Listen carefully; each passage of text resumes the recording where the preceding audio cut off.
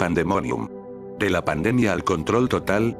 Primera edición. Mayo 2020. Editores: Carlos Beltramo, PhD y Carlos. Las opiniones expresadas en este documento son de exclusiva responsabilidad de cada autor y pueden no coincidir con las opiniones, puntos de vista o afinidad política de los otros autores, solo pretenden enriquecer una comprensión y análisis de la pandemia COVID-19 como fenómeno cultural, mediático y político. Estamos al borde de una transformación global. Todo lo que necesitamos es la mayor crisis posible, y las naciones aceptarán el nuevo orden mundial. David Rockefeller, 1994. La biografía del virus chino.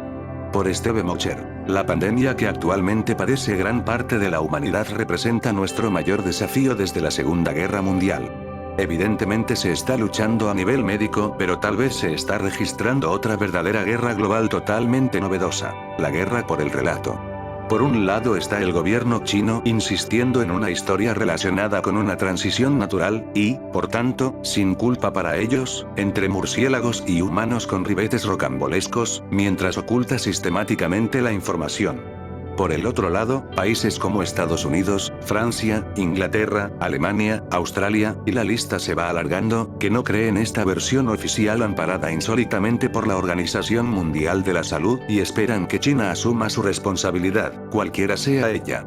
Como quiera que sea, el relato es fundamental y el engaño más o menos descarado parece haberse apoderado del discurso público. Ese no es el único nivel en el que se libra esta nueva batalla, la más importante del siglo XXI.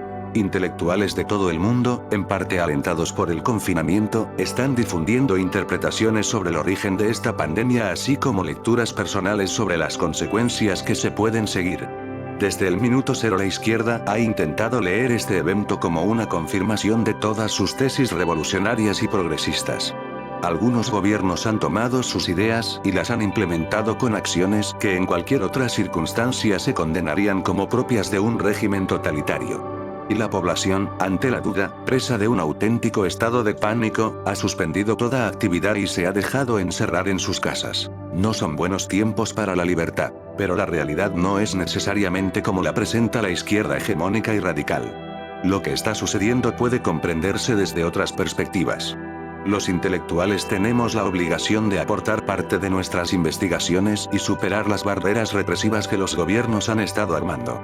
Hoy en día el sueño de muchos gobernantes es que los ciudadanos les crean sin chistar, aunque estén conduciendo a países enteros a la ruina económica o conculquen derechos humanos básicos en nombre de su sesgo ideológico. Y como es habitual, el problema salta del terreno de las ideas al de las acciones políticas. Son cada vez más los pensadores que advierten que la actual deriva totalitaria podría configurar una relación entre el poder y la ciudadanía peligrosamente escorada hacia aquellos que sean capaces de ejercer un control total tecnológico. Hace unos meses esta advertencia hubiera sonado a catastrofismo conspiranoico, hoy es una realidad perfectamente posible.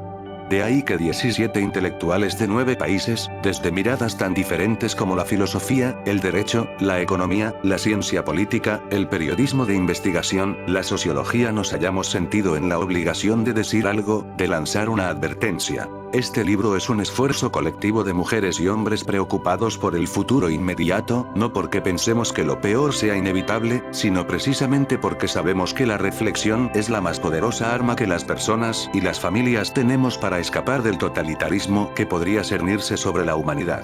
Ya es bastante malo advertir la crisis económica que está empezando a mostrar sus primeros síntomas. Pero mucho peor es percibir que aquel sistema, el estatismo, que nos llevó a esta situación, pretenda ahora monopolizar las supuestas recetas de solución, disfrazando de actual lo que ya ha fracasado estrepitosamente en el pasado. Este nuevo virus político y económico podría ser tanto o más mortal que el biológico. Este es un libro coral. Cada autor ha respondido de manera totalmente original a nuestra invitación.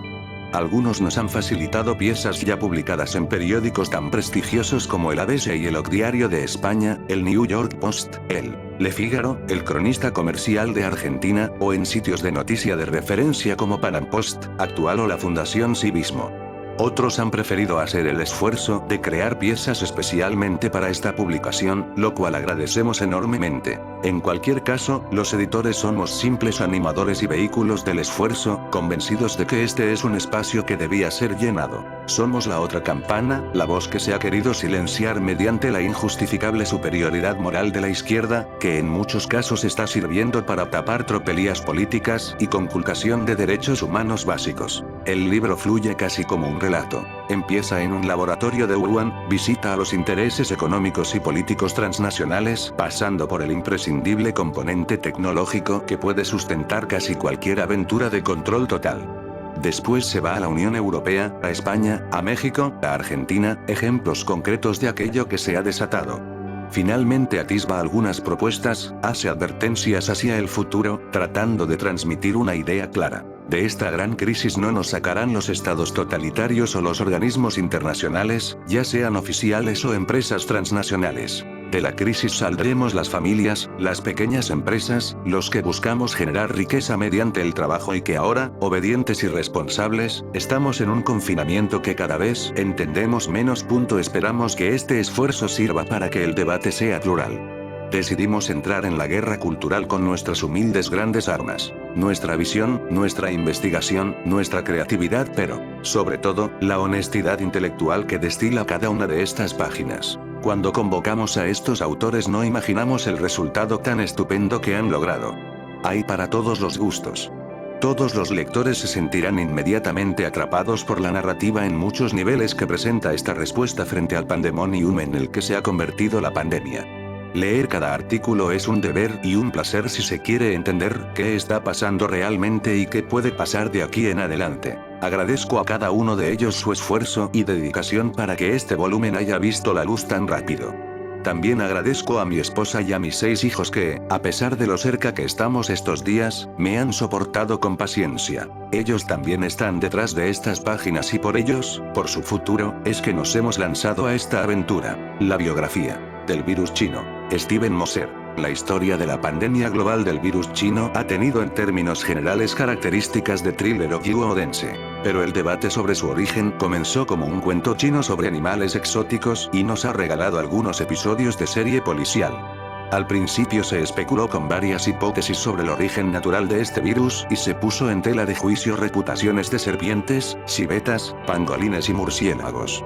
Poco a poco el panorama se fue clarificando para tranquilidad de estos pobres animalitos, salvo estos últimos que pagaron los platos rotos cuando las autoridades comunistas chinas construyeron un relato basado en 2 afirmaciones ostensiblemente falsas. La primera es que el chinavirus, llamado inicialmente SARS-CoV-2, era un coronavirus natural que se encuentra en las patas del murciélago herradura. La segunda es que este virus saltó de su huésped natural a los seres humanos en el mercado de Wuhan, donde hay comercio de animales exóticos y comida en base a algunos de ellos. Fue así que muchos creyeron que todo empezó con una sopa de murciélago. Steven W. Moser es presidente de Population Research Institute y uno de los expertos. Los hechos comprobados que apuntan en 2 direcciones. La improbabilidad del cuento chino de los murciélagos y la filtración del virus del laboratorio de Wuhan. Ya había escrito varios artículos cuestionando la tesis del origen natural del brote epidémico en Wuhan, pero el del New York Post del 22 de febrero desató una guerra mediática. El título no podía ser más directo. No le compren el relato a China. El virus se habría filtrado de un laboratorio. A los 2 días, Facebook bloqueó mi post con este artículo mediante un cartel que decía que sus fact-checkers independientes lo habían calificado de información falsa, fake news. 3 semanas después una reportera puso al descubierto que Danielle Anderson, uno de esos sensores, tenía fuertes vínculos con el Instituto de Virología de Wuhan. Y así quedó en evidencia, una vez más, que los verdaderos fake news están dentro de Facebook. La red social levantó la censura, pero lo hizo sin dar explicaciones ni pedir disculpas. Tanto en el artículo del New York Post como en numerosas entrevistas en cadenas de televisión, radio y prensa escrita he ido dando cuenta de hechos comprobados que apuntan en 2 direcciones. La improbabilidad del cuento chino de los murciélagos y la filtración del laboratorio de Wuhan como explicación más consistente sobre el origen del virus chino. Empecemos con los murciélagos. Como expliqué en el programa Waters World de la cadena Fox, si el mercado de Wuhan hubiese sido en realidad el punto cero para el brote del virus, las autoridades chinas lo hubieran destruido hasta los cimientos. Ahora incluso lo han reabierto. Es un secreto a voces que en ese mercado nunca hubo murciélagos, ni a la venta ni en sopas. Así lo señaló un equipo de científicos de Wuhan a finales de febrero. Otros dos intelectuales de nombre Xiao reportaron en un estudio que en efecto había murciélagos en Wuhan, miles de ellos, pero en cautiverio con fines de investigación, tanto en el Centro de Control y Prevención de Enfermedades de China, P, como en el Instituto de Virología de Wuhan, IBU, ambos situados no muy lejos del mercado. El P tiene un encargado en jefe de la Casa de Murciélagos en China. Se llama Tian Junhua. Su trabajo a tiempo completo desde 2012 ha sido acopiar virus de murciélagos vivos, así como muestras de orina y heces con fines de investigación, de cuevas a más de 900 kilómetros de distancia de Wuhan. Como señalaron irónicamente los dos DRS. Xiao, la probabilidad de que los murciélagos hayan llegado volando al mercado de Wuhan era muy baja. Los pequeños mamíferos obviamente no llegaron a esa ciudad por sus propios medios, sino que fueron atrapados y transportados al P y al Ibu por el afanoso señor Tian. Así como estos hechos echan por tierra la explicación del origen natural y transmisión directa de murciélagos a seres humanos, otros hechos aún más contundentes respaldan la idea de la filtración del virus de un laboratorio. Como resultado de los esfuerzos del señor Tian y otros, China se jacta de haber tomado la iniciativa en la investigación mundial, descubriendo más de 2000 nuevos virus desde la epidemia del SARS coronavirus en 2003. Para tener una idea de la magnitud de este emprendimiento, el número total de virus descubiertos en los 200 años previos era solo de 2,284. Por supuesto, son muchísimos patógenos potencialmente dañinos sobre los cuales hacer seguimiento y un enorme stock de coronavirus sobre los cuales se pueden extraer partes y piezas cuando uno está buscando desarrollar uno mucho más letal. Y eso parece haber sido exactamente el objetivo, hasta finales del 2019, de un grupo de investigadores del IBU dirigidos por una mujer llamada Shi Zhengli. Si el señor Tian es el Batman de China, la doctora Shi es la Batichica. Se trata de un coronavirus cuyo punto cero fue Wuhan y del mismo tipo que Shi y su equipo han estado creando en laboratorio los últimos 10 años, ¿sería acaso descabellado pensar que el China virus fue fabricado? Shi Zhengli obtuvo su maestría en el IBU en 1990. Hizo un doctorado en Francia y regresó al IBU para dirigir el proyecto de investigación de coronavirus en murciélagos. Algunos de los artículos publicados por la doctora Shi y su equipo de virólogos describen la presencia natural de SARS coronavirus similares al SARS original del 2003 que, al igual que este, podrían infectar directamente a los seres humanos. Y no se limitaron a estudiar los coronavirus existentes. También hicieron ingeniería genética para modificar los existentes y crear nuevos virus. En un artículo publicado en 2008 en el Journal of Virology describieron cómo estaban modificando genéticamente virus similares al SARS de murciélagos de herradura para darles la capacidad de utilizar la enzima convertidora de angiotensina 2, ACE2, y que pudieran penetrar células humanas. Es decir, Shi ya lleva más de 10 años traspasando los límites éticos con el objeto de crear nuevos y potencialmente aún más letales coronavirus. Para ello necesitaban una nueva y más avanzada técnica recombinante.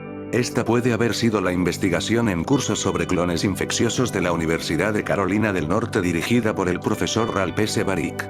La doctora Shi Zhengli colaboró con Baric en algunas de estas investigaciones como consta en un artículo de 2015 de la revista Nature Medicine en el que se analizaba si los coronavirus de murciélagos eran potencialmente capaces de infectar seres humanos. Sin embargo, el propósito de Baric era totalmente opuesto y lo explica así. En 2013, los SARS con potencial emergente, de contagio a seres humanos, como el coronavirus se descubrieron en murciélagos de herradura y se encontró que estaban a punto de entrar en seres humanos. Los coronavirus con este potencial emergente, COV, constituyen una amenaza mundial que requiere una intervención inmediata. Intervención inmediata significa tener la capacidad de generar, cultivar y manipular genéticamente COV infecciosos para evaluar rápidamente los mecanismos patógenos, la permisibilidad del huésped y del tejido, y postular formas eficaces de terapéutica antiviral. Y aunque Baric se limitó a ver cómo esos virus infectaban y mataban ratones, el Dr. Anthony Fauci, director del National Institutes of Health, NIH, de Estados Unidos, ordenó poner una pausa a su proyecto a finales del 2014. En una carta documento adjunto de la Oficina de Emergencia de Salud Pública de Human Health Services señalaron una posible violación a una nueva moratoria sobre los estudios de virología riesgosa que involucraran influenza, MERS y SARS. En concreto se referían al concepto ganancia de función en coronavirus tipo SARS, que definen como investigación que mejora la capacidad de un patógeno para causar la enfermedad, confiriendo atributos a SARS coronavirus de manera que el virus resultante haya aumentado la patogenicidad y o la transmisibilidad, a través de la vía respiratoria, en mamíferos, que puede entrañar riesgos de bioseguridad y biocustodia. Recién el 29 de diciembre de 2017, Ni cambió la pausa por lo que llamó una fuerte auditoría sobre el potencial para crear o utilizar un mayor potencial patógeno pandémico y ponderando los méritos científicos y los beneficios potenciales. En otras palabras, mientras que las autoridades de Estados Unidos decidieron que los riesgos asociados con tales investigaciones no compensaban los beneficios, la batichica china siguió adelante sin pausa ni supervisión efectiva, pues la China comunista no se caracteriza por su preocupación por el cuidado y respeto de la vida humana. Un virus tan infeccioso como el SARS-CoV-2 habría requerido un estricto cumplimiento de rigurosos protocolos de seguridad para laboratorios de alta contención PSL-4. Pero las prácticas del IBU eran tan laxas que incluso la OMS se negó a otorgarle la certificación. El laboratorio era una invitación a que ocurriera un accidente, como finalmente sucedió a fines de 2019. Un trabajador de laboratorio pudo haberse infectado al manipular el coronavirus o a un animal infectado. Si estamos lidiando precisamente con el mismo tipo de coronavirus mortales e infecciosos que Xi y su equipo han estado creando en el laboratorio durante al menos los últimos 10 años, ¿acaso es descabellado pensar que el virus chino fue fabricado? Salvo opiniones marginales, todo apunta a que la doctora Xi fabricó un virus con la ganancia de función de Varick, mucho más infeccioso y más letal. En todo caso, la fuga puede haber sido un accidente, pero la mejora fue deliberada. A fines de diciembre de 2019, la desesperación por encubrir los hechos hizo que la doctora Xi cometiera un grave error que la dejó en evidencia aún más. Para ese momento, la pandemia ya se había propagado a todo el mundo y desde el 2013 no habían registrado el genoma del coronavirus de los murciélagos en el Centro Nacional de Información Biotecnológica, NBI, de los Institutos Nacionales de Salud de los Estados Unidos, depósito habitual para dicha información. Por miedo a ser descubiertos recién, lo hicieron el 27 de enero de 2020 bajo el nombre de RADG-13, 7 años después. Pero lo hicieron añadiendo algunos errores de codificación intencionales. De esa manera podrían negar plausiblemente que su virus era la columna vertebral del virus SARS-CoV-2. Esa es la razón por la cual, la doctora Xi, luego de desaparecer todo registro de investigación originales, puede decir que no hay secuencias genómicas en su laboratorio que coincida con el nuevo SARS-CoV-2 y que su laboratorio no tuvo nada que ver con los orígenes de la pandemia del coronavirus. Pero, a estas alturas, ¿quién le puede creer?